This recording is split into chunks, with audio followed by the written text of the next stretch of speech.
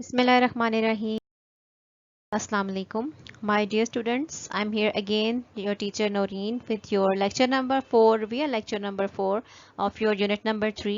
I hope आपने पिछला lecture भी अच्छी तरह से revise कर लिया होगा. And again, before we go to the lecture, I want you to take your notebook, pencils and book with you and then concentrate on the lecture. ठीक है? So be ready.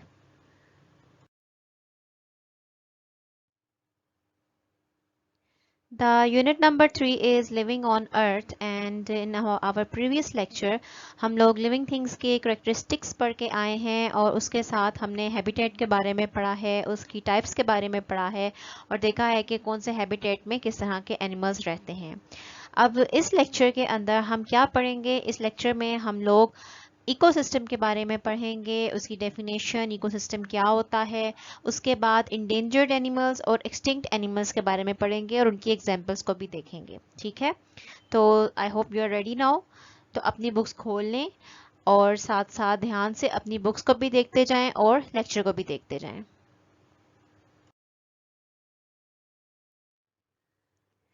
ना स्टूडेंट्स, जो आप previously अभी पढ़ चुके हैं हम उसकी इतनी डिटेल में नहीं जाएंगे.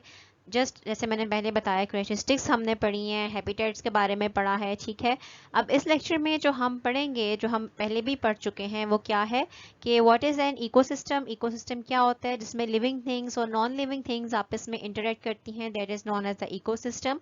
Then we will see habitat और इकोसिस्टम जो हैं वो ह्यूमन एक्टिविटीज़ की वजह से और नेचुरल डिजास्टर्स की वजह से, जैसे फ्लड्स होते हैं, फायर्स होते हैं, आग लग जाती है या कोई तूफान आ जाता है, उसकी वजह से वो क्या होते हैं? ख़राब हो जाते हैं.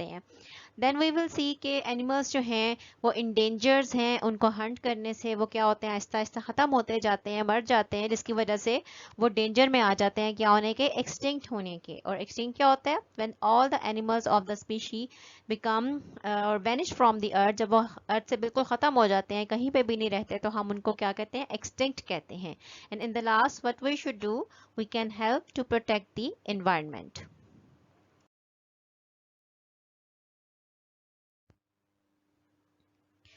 Now what is an ecosystem. Ecosystem क्या होता है? इकोसिस्टम को हम डिफाइन कैसे करते हैं?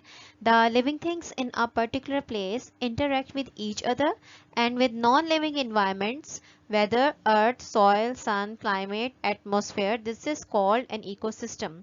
अब ecosystem क्या होता है? You can see in the picture also. Picture में भी आपको नजर आ रहा है जहाँ पे प्लांट्स हैं, फिश हैं, सॉइल ऑर्गेनिजम्स हैं, उसके साथ साथ जो उनकी ये लिविंग थिंग्स हैं और उसके साथ जो उनकी नॉन लिविंग एनवायरनमेंट नज़र आ रही है, जिसमें क्लाउड्स है, रेन है, ठीक है, उसके बाद सन है, वाटर है, सॉइल है, ये सारी जो नॉन लिविंग थिंग्स हैं, ये लिविंग थिंग्स के साथ मिलकर एक जगह पे रह रही हैं, एक दूसरे पे डिपेंड करती हैं, एक दूसरे के साथ मिलकर काम करती हैं.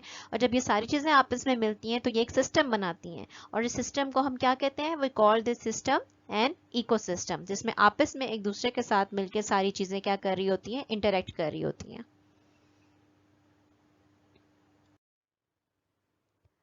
Now in this slide you can see two things जो हमने अभी रिवाइज करनी है.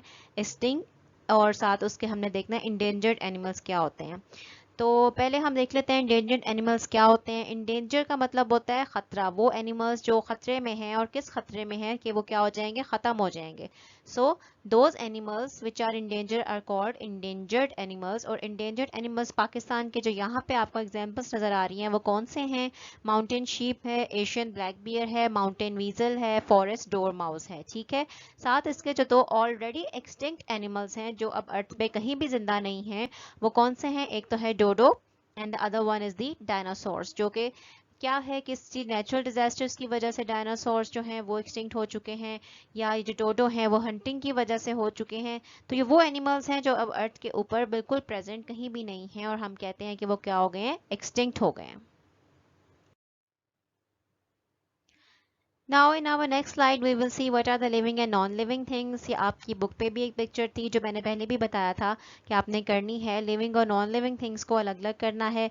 लिविंग थिंग्स के करेक्टर्स तो हम देख चुके हैं, वो कौन से हैं जिसकी वजह से वो जिंदा होती हैं, ब्रीथ करती हैं, ग्रो करती हैं, रिप्रोड्यूस करती हैं, सांस लेती हैं. ठीक है, ये सारी उनकी करेक्टरिस्टिक्स थी.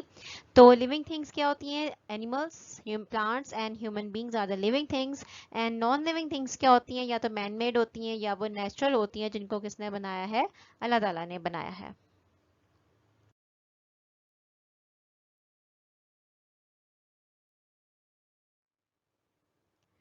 Now these are two questions जो हम अभी इस लेक्चर से अकॉर्डिंग हैं उसको रिवाइज करेंगे. And the first question is what is an ecosystem. क्या होता है? The interaction of living things with each other and with their non-living environment, such as weather, earth, soil, sun, climate and atmosphere. This is called an ecosystem. ठीक है.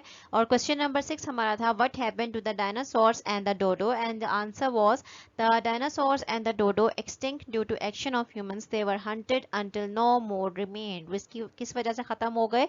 उनकी hunting की वजह से वो ख़त्म हो गए. डायनासोर्स भी नेचुरल डिजास्टर्स की वजह से ख़त्म हो गए. ठीक है. तो ये दोनों क्वेश्चन आंसर्स भी आई होप आपने किए होंगे अपनी कॉपीज के ऊपर, उनको याद भी कर लिया होगा. आपने दोबारा से इनको रिवाइज करना है, स्पेशली जो डिफिकल्ट वर्ड्स हैं इनके अंदर अपने स्पेलिंग्स को अच्छी तरह से देखना है कि आपने सही लिखे हैं या नहीं लिखे हैं.